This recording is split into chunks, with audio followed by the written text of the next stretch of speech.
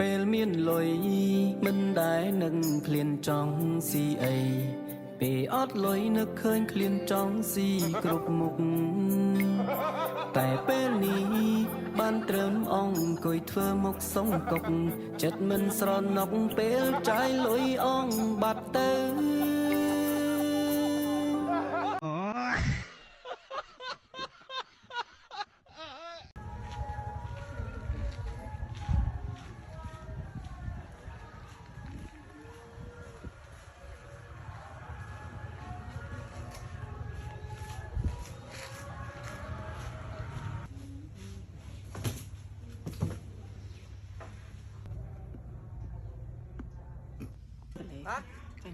អត់ខំតលេមកាត់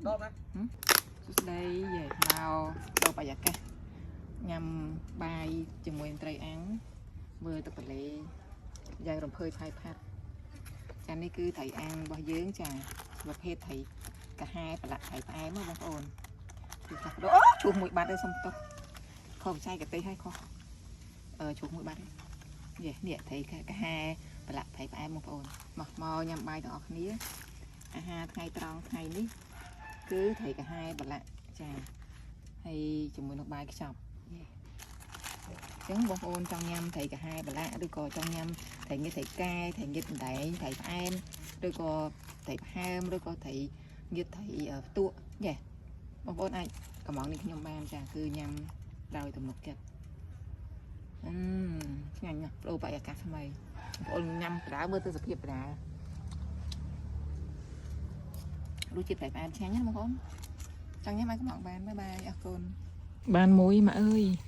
វានឹងរួចម្ហូបហើយអ្នកសួយត្រីចាប់ពីថ្ងៃនេះទៅឈប់ទិញម្ហូបបានមួយហើយ